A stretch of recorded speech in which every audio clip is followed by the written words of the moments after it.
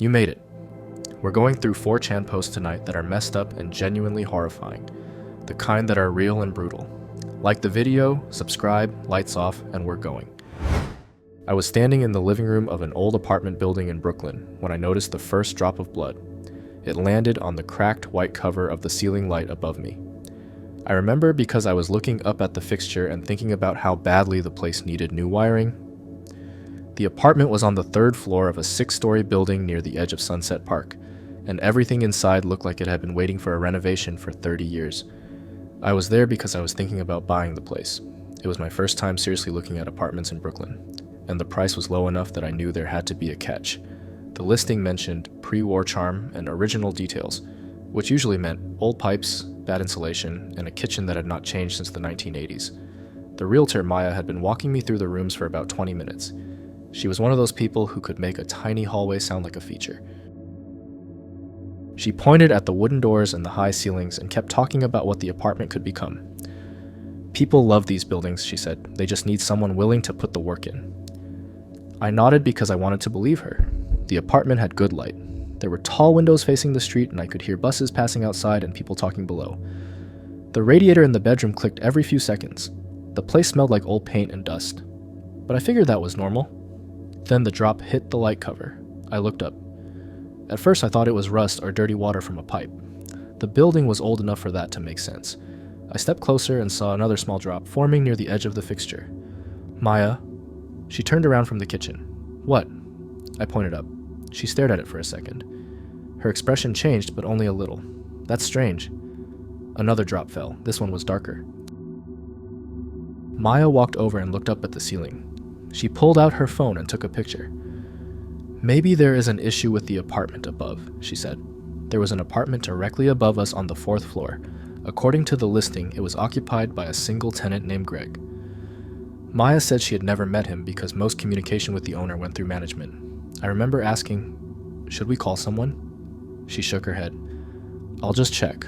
If there is a leak, we need to know before anyone buys this place.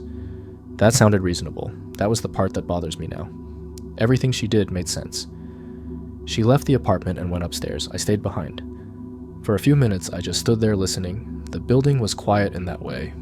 Older buildings get during the afternoon. I could hear footsteps above me, a chair scraping, something heavy moving across the floor. Then it stopped. I called Maya, no answer. I waited another minute and called again. Still nothing. I walked into the hallway and looked up the stairs. The walls were painted a dull green, and the smell of someone's cooking drifted from another apartment. I remember hearing a television through a closed door somewhere above me. I almost went upstairs. Then I heard a man's voice. Can I help you?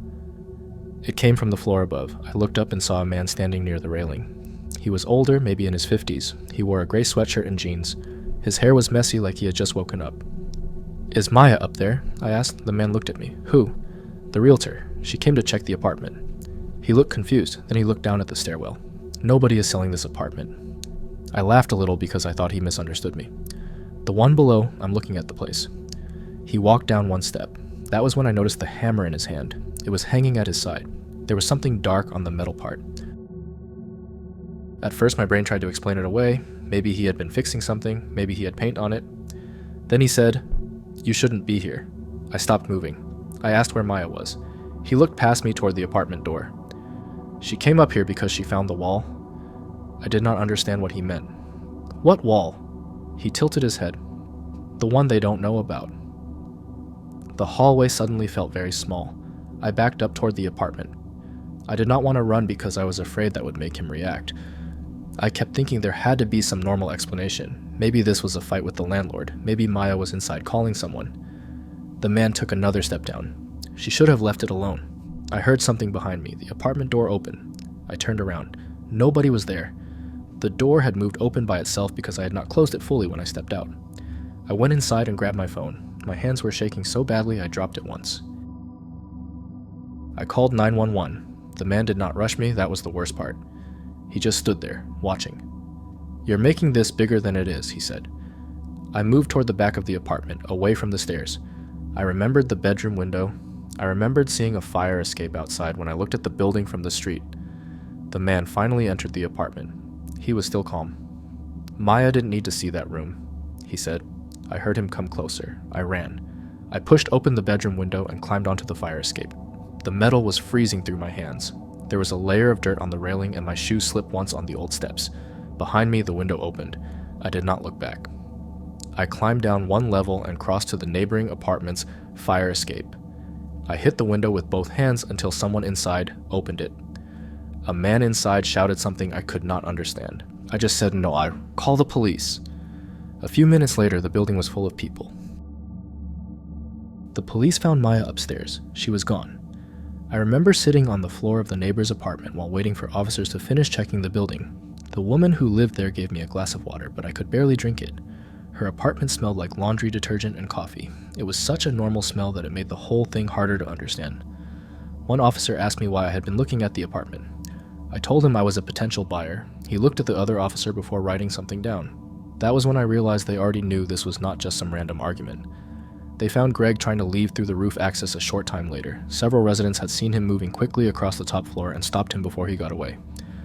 I later heard from the police that he had been preparing to leave before anyone arrived. He had a bag packed near the roof door. There was no explanation given to us at the scene. I found out later that the apartment above mine had been changed around without approval. There was a hidden section behind a false wall. The owner had no idea it existed. The building manager said Greg had lived there for years. They also found the previous owner of that apartment sealed inside that hidden space. The police never told me why Greg chose that apartment, or how long he had been hiding things from people. I heard different rumors from neighbors, but nobody seemed to know much about him. Some people said he kept to himself. Others said he was always friendly in the elevator. That part bothered me. A few days later, I went back to the neighborhood because I had left my car nearby during the inspection. I stayed across the street from the building and watched people entering and leaving. The front entrance looked exactly the same as it had before. The same cracked steps, the same dirty glass door, the same faded sign near the buzzer. It was strange seeing a place where something terrible had happened continue like nothing had changed. A woman carried grocery bags inside. Someone walked a dog past the entrance. A delivery driver left a package in the lobby. The apartment was taken off the market immediately. The last thing I remember from that building was standing outside near 8th Avenue while police carried boxes out of the entrance. The ceiling light from the apartment was still visible through the window. The cover had been removed. The man who broke into my truck knew exactly where to look. The problem was the hard drive he wanted had never been inside it. I bought used print equipment and resold it to small sign shops in October 2017. The auction was in Kearney, New Jersey, north of the Pulaski Skyway. I had won an old Xerox production printer for a little over $6,000. The listing said it powered on, but had not been tested. I arrived around 9 with a rented Penske truck and a pallet jack. The sky was gray and diesel exhaust hung over the lot. Inside, a forklift beeped every few seconds. The auction representative was a guy named Nate. He had a clipboard and new-looking work boots. "You bring riggers?" he asked. I told him 2 guys were coming. The printer was in Bay 4, about 12 feet long with a finishing unit attached. One side panel leaned against the wall. There were finger marks in the dust around the screws. I asked Nate if his crew had opened it. "Not that I know of." That did not worry me much. People inspect machines before auctions, and bidders sometimes steal small components. I figured someone had checked the controller boards. Nate unlocked the disconnect and I powered the printer up. The fans came on with a rough hum. The screen froze on a service code, but the machine was still worth more in parts than I had paid. While Nate went for the loading paperwork, I looked behind the open panel. Warm air came out carrying the smell of burnt dust. Near the bottom, behind a bundle of cables, I noticed a metal drive cage that did not match the rest of the machine. The screws were bright silver. Everything around them was yellowed with age. I pulled the cage out. Inside was a 2.5-inch hard drive wrapped in black electrical tape. No label. A short SATA cable had been cut close to the connector. I assumed it was a technician's backup. Commercial printers store scan folders and customer jobs. It was sloppy, but possible.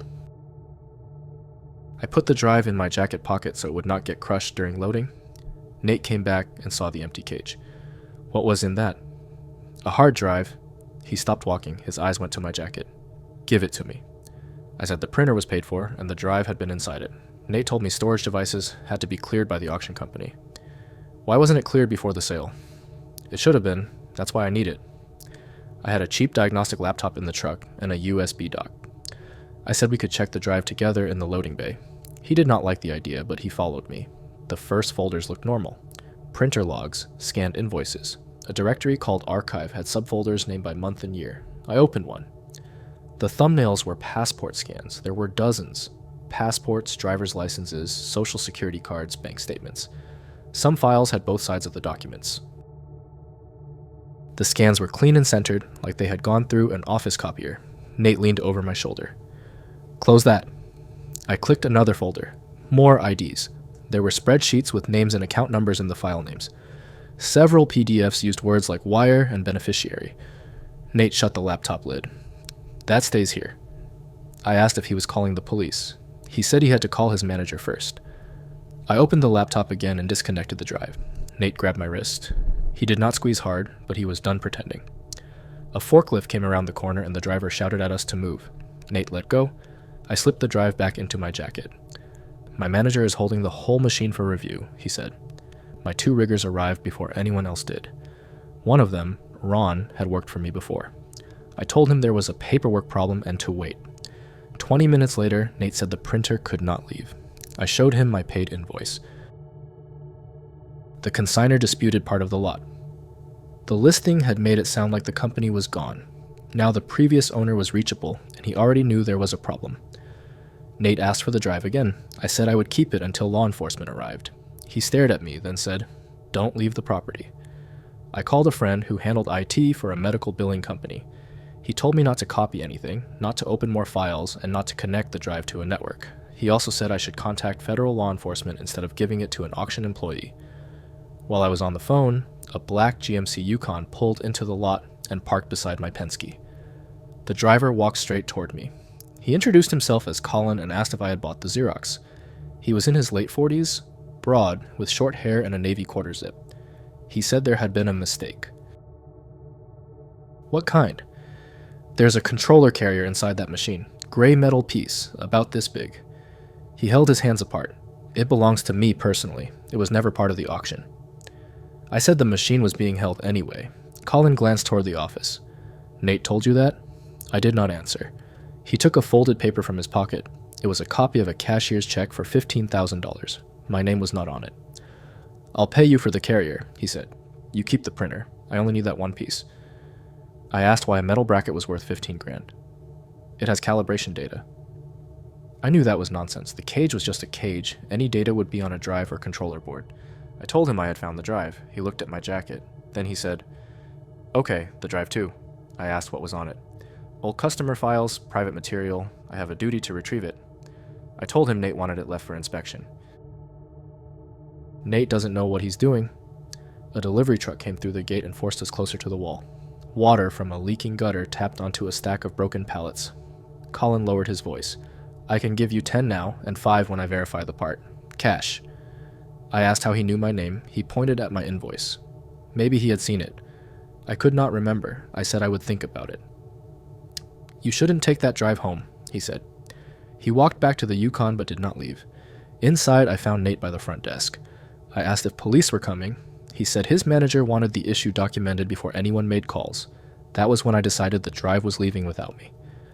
Another buyer was loading restaurant equipment from the next bay. His name was Luis. We had met at 2 previous auctions. I told him I had a disputed computer part and asked him to hold it for a few hours. I did not tell him what was on it. Luis wrapped the drive in a shop rag and put it in a box of stainless steel faucet parts. His pickup was already loaded and parked near the exit. We agreed to meet at a diner on Route 17 at 6. I went back to the Xerox and removed the empty drive cage. Colin was still sitting in the Yukon. Nate finally released the printer after I signed a form saying the auction company was not responsible for missing internal components.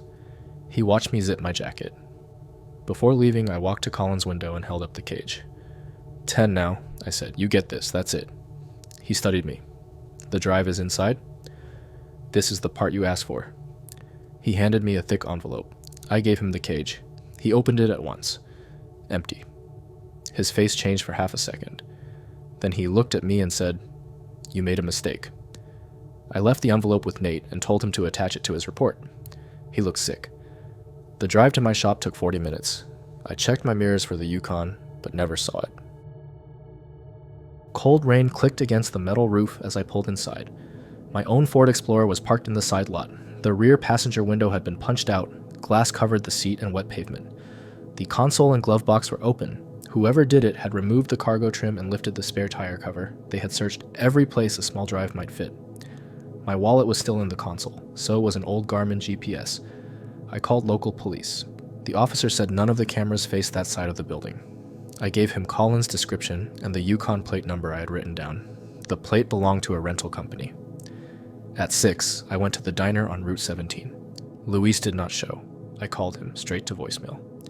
At 6:30, I drove to the address on his business card, a small warehouse unit in Lodi. The roll-up door was down, his pickup was gone. A tenant next door said Luis had left in a hurry around 3. I called police again. For 2 days, his phone stayed off. Nate stopped returning my calls. The auction company sent one email saying the matter had been referred to counsel. The number Colin wrote on the check copy was disconnected. I gave statements to 2 investigators and handed over photos of the directory. They told me not to contact anyone from the auction. Luis was listed as missing. The detective said there was no proof it had anything to do with the drive. 3 weeks later, a padded envelope arrived at my house. No return address. My name and home address were printed on a white label. Inside was the same hard drive. I recognized the scratch near the connector and the strip of tape I had torn while pulling it from the cage. I gave it to the detective without plugging it in. A week later, he called. The drive had been wiped and overwritten. There was one other thing in the envelope. A glossy photo showed my wife and my son outside a pumpkin patch in Wyckoff. I had taken them there the Sunday after the auction. The picture had been shot from across the parking lot through another car's windshield. On the back, in blue ballpoint pen, were 2 words. Wrong part. I thought the sound had come from the front counter when he said Megan from somewhere inside the dress racks. That was impossible. I had locked him outside 20 minutes earlier. I worked nights at a wedding dress storage place in northern New Jersey in May of 2014. It sat in a row of warehouse units off Route 46, between a tile supplier and a party tent company. At night, I printed labels and moved finished gowns into storage. The storage room had motorized racks hanging from ceiling tracks, each packed with white garment bags. The bride's name was written on a tag near the zipper. When lowered, the bottom rail sat about a foot over the concrete floor. The place smelled like steamed fabric and cardboard. Linda, the owner, kept it cold to prevent mildew. We normally had 2 people closing, but the other night employee had quit. I had been alone for 4 shifts. The building had cameras and a keypad. A metal bar crossed the rear loading door. Around 9:20, a man pulled on the glass entrance. We closed the showroom at 9. The display lights were off, but I was still at the counter. He stood under the exit sign wearing a dark jacket. His hair looked damp around the ears. He knocked and held up a folded paper. I spoke through the glass. We're closed. I need to pick up a dress. Pickup ended at 8. It's paid for. He pressed the paper against the door. I could make out the name Megan and one of our old order numbers. I told him to come back in the morning. She's getting married Saturday. That made no sense. Saturday was 4 days away, and no finished dress should still be in storage that close to a wedding. I asked his name. Eric. And you are? Her fiancé. He looked past me toward the dark showroom. I went to the computer without opening the door. The order number brought up an archive file. Megan had bought a lace gown the previous fall, but the order had been canceled in January. The dress never arrived. Her deposit had been refunded. I returned to the door and told him there was no dress. He stared at me, then checked the paper. Look again. I did. It was canceled. No, she moved it here. We don't have it. He put one hand against the glass. His nails were dirty. She said it was here. I said Linda could speak with him in the morning. Is Linda inside? That was when I started feeling nervous. I said she was in the back, which was a lie. Get her. She's on a call. I'll wait. I stepped away and picked up the desk phone. Calling the police felt excessive. Showing up after closing with old paperwork was strange, but it wasn't a crime. When I looked back, he was gone. The parking lot camera showed him crossing to a silver Honda near the driveway. He got in, but the car didn't leave. For 10 minutes, the Honda sat with its lights off. Passing headlights showed his face above the steering wheel. I called Linda. She remembered Megan because the refund had been difficult. Did you let him in? Linda asked. No. Good. Lock the office door too. I'm coming over. I asked if I should call the police. If he gets out again, yes. After we hung up, I locked the door between the showroom and the warehouse. The rear camera showed the loading ramp, a dumpster, and one corner of the next unit. Nothing moved. At 9:43, the Honda was gone. I relaxed enough to finish one label. Linda would arrive soon and check the doors with me. Then the warehouse phone rang. The second phone was mounted beside the loading area. I answered at the front. No one spoke. I gave the business name and asked if anyone was there. A man breathed into the receiver. It sounded like someone walking with the phone too close to his mouth. Then he hung up. I called Linda again, but it went to voicemail. Before I could leave a message, I heard a dull metal bump from the back. The ramp was empty on camera, but a shadow crossed the bottom corner. I called 911. While the dispatcher asked for the address, I stood near the locked warehouse door and listened. The rear door shifted in its frame. Someone was pulling on it. The dispatcher told me to lock myself in an office. Ours had a hollow door. The showroom was all glass. The metal bar on the loading door scraped. Earlier that month, a delivery driver had bent one of its brackets. Linda had told the landlord. The bar hit the concrete floor. I heard the door roll upward, then stop. A few seconds later, the warehouse phone rang again. The sound came through the locked door in front of me. I stopped talking. It rang 4 times. Then a man's voice came from inside the warehouse. "Megan." He said it like he was calling into another room in a house. I backed away. The key was still in the lock on my side. I turned it again even though it was already locked. "Megan." Closer. The dispatcher said officers were on the way and told me to leave through the front if I could. I moved toward the entrance. My hand was on the thumb lock when I saw the silver Honda roll slowly past the windows. No one was driving it. It was coasting backward from the side of the building because the lot sloped toward the road. The car stopped against the curb.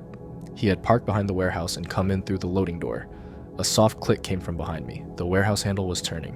I ran behind the counter instead of going outside. The front doors opened onto the parking lot, and I pictured him circling the building while I stood under the entrance lights. From there, I could reach the storage controls and maintenance ladder. The warehouse door pushed inward about an inch. The latch held. Something thin slid through the gap near the strike plate. I grabbed my purse and went through the side opening into the storage room. At the far end, a fixed ladder led to a platform above the rack motors. A roof hatch opened into a fenced utility area. Linda kept the gate key beside the ladder. The warehouse door cracked behind me. Wood split. I hit the main rack switch. The fluorescent lights flickered on row by row. Hundreds of white dress bags appeared in the aisles. The loading door at the back stood open 3 feet. Cool air came in under it with the smell of wet pavement and diesel. Eric wasn't near the door. I crouched behind a rolling cart. The dispatcher was still on my cell, but I held the speaker against my shirt. She said officers were less than 2 minutes away. A garment bag brushed my cheek. The plastic was cold and made a dry crackling sound. Somewhere to my right, a hanger clicked against metal. "Megan!" The racks made distance hard to judge. Each row was almost 40 feet long, and the bags blocked the view from chest height up. I crawled toward the control panel on the north wall. A shadow crossed the gap 2 rows ahead. Eric entered the center aisle with his back to me. He had taken off his jacket. His gray shirt was dark around the neck with sweat. In one hand, he held a large flathead screwdriver. In the other was the order sheet. He stopped beside a garment bag and read the tag. "Megan," he said again. He unzipped the bag halfway, looked inside, then moved to the next one. I couldn't tell whether he thought Megan worked there or was hiding in the building. He kept checking names and moving closer to my row. The control panel had 12 numbered switches. Each one raised or lowered a section of racks. I pressed switches 6 through 9. The motors started above me. The hanging frames descended. Garment bags swayed against each other. Eric looked up. "Who's there?" I pressed the rest. Every rack in the center section began lowering. Metal wheels rolled along the tracks. The bottom rails came down until they hovered over the floor, turning the storage area into narrow cages. Eric pushed through one aisle, but the bags packed tighter. He swung the screwdriver at the covers. I ran for the ladder. He heard me. "Wait!" I climbed without looking back. The metal rungs were cold and slick near the air ducts. Halfway up, the ladder shook. He had grabbed it. I kicked down once and hit his arm. His hand came off. I reached the platform and pulled the wire gate shut. It had no lock, only a sliding pin. I shoved the pin through as Eric reached the top rung. He pushed the gate. The pin bent but held. He looked at me through the mesh. Up close, he seemed calmer than he had outside. "Where is Megan?" I didn't answer. Sirens came from the road and grew louder as they turned into the industrial park. Eric looked toward the loading area. He climbed down fast. I heard him forcing his way through the lowered racks. Then the loading door rattled and rolled higher. By the time I opened the roof hatch, he was gone. The utility platform was about 10 feet above the rear lot. I unlocked the gate and climbed down behind the tent company. 2 police cars were coming around the corner. Linda arrived less than a minute later and found me sitting on the curb with my phone still connected to the dispatcher. The officers found Eric's jacket and screwdriver inside. His Honda had rolled into the curb hard enough to bend the front plate, but he had left it there. They caught him later that night near Megan's house in Clifton. Megan had canceled the wedding in January. She had changed her number and moved in with an aunt, but Eric had found the new address. Police said 2 other women with canceled weddings had reported him waiting outside their homes or workplaces. Linda replaced the loading door and stopped scheduling anyone alone. The next morning, an officer showed me the order sheet inside a clear evidence bag. Under Megan's old order number, Eric had written our warehouse address and my closing time. And so we emerged from the abyss, dragging pieces of it with us. I'm genuinely grateful you were here. Which thread got deepest under your skin? Tell the comments below. The vault is infinite, always full of something darker. Don't wander alone tonight. I'll find you in the next one.